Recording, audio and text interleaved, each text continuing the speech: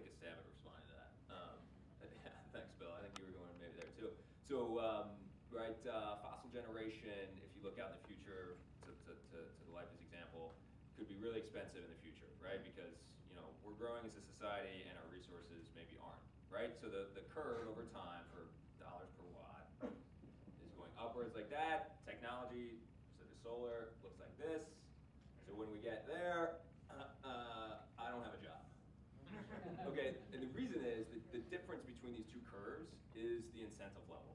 And that's where we're tinkering, right? And let's hope in 5, 10, 20 years, we don't need incentives because we've reached that holy grail of grid parity, right? And so, you know, I'm acutely aware of, like, when we get there, really, like, SRECs, like, forget about it. They have zero value.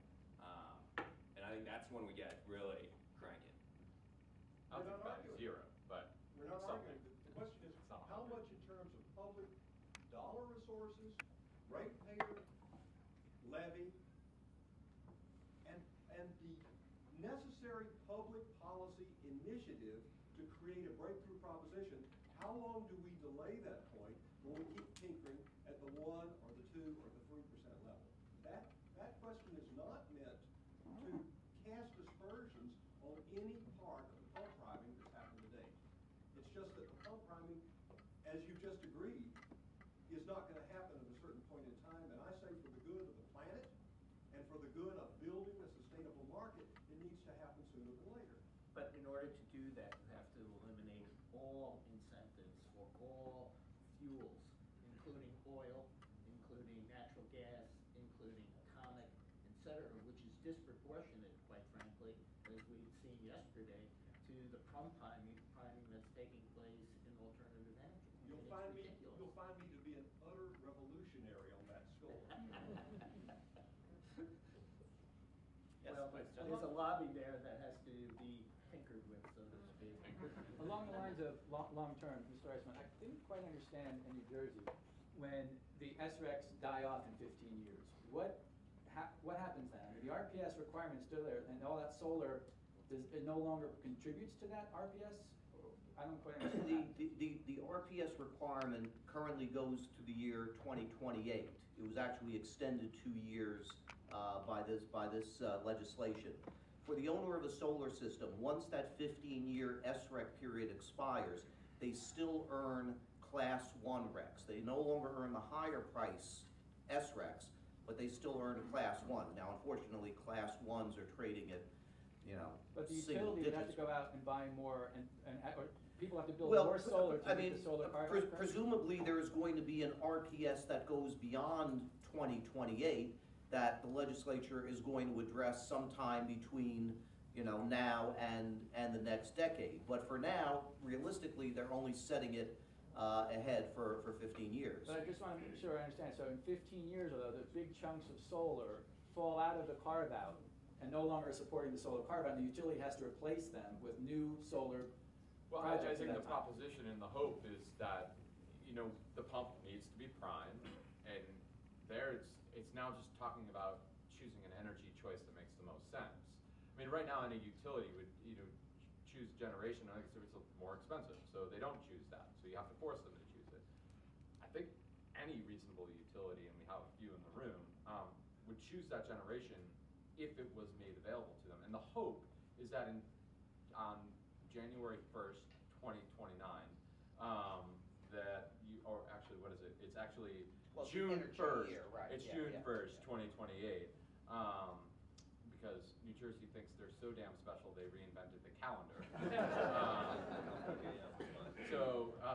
Yeah.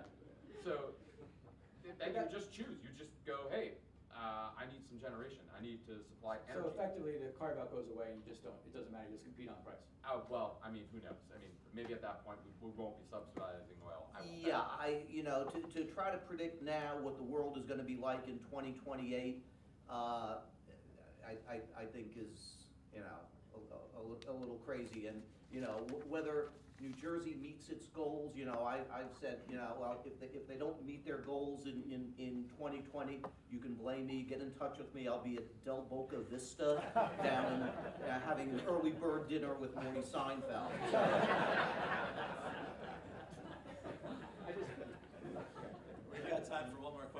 lunch is gonna be stale and cold, so I think maybe I need to end it with Scott. Just a point of clarification, we have a ceiling in SACP, and that SACP declines in value in each year. In fact, we just reset those SACP values significantly lower. So as we reach toward 2025, 26, 27, those SACP values, the ceiling, will be very, very low. And so therefore, the cost for the utilities for satisfying the RPS will be significantly less than it is right now. So I don't know how much of an issue that will be in the outlying years, because although they will have an appetite for large numbers of SRECs, they will be at nominal prices. So what is the SACP right now? The SACP, with this new legislation, comes down to $339. It had been $625 for this energy year. So it was almost cut in half. The other thing that's going to do is it's going to make the SACP relevant once again. Because right now, it's irrelevant. Let's face it, you've got SRECs that are trading at 100 and a quarter, and the SACP is 6 and a quarter. And the other thing that's irrelevant about it is that, so, all right, 339, let's say, call it that price, and an SREC's trading, what, 150? 120. 130? Yeah, so 130 even, all right, so if you're a utility, and you need to meet your compliance, you can spend 130 or 339, and if you spend 130, you also have energy. Like, you're buying energy. If you spend it on the SACP, You're just paying a penalty. You're just paying a parking ticket. So, I mean, it's a pretty clear choice. All right, I've been talked into one more question. I just have one follow-up, because I'm not convinced that the slide thing is relevant. Have the auction programs that have long-term SRECs that are above market price, have the EDCs addressed whether they're going to affirmatively opt out of their reg out provisions?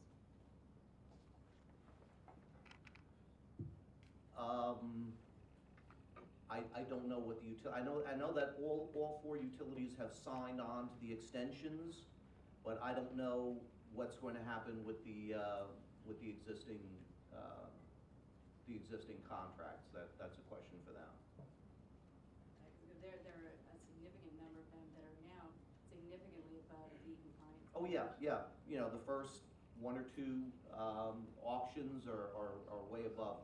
And it's funny because people bid into those auctions, 2 years ago at, $400, when SRECs were trading at $650, and everybody laughed at them and said, you guys are, crazy, what are you doing? And, now they've got the last laugh. They usually do. Unless there's a reg out event. Yeah, I'm gonna have the last laugh and call it an end. Thanks everybody, thanks to the panelists, I thought this was really helpful.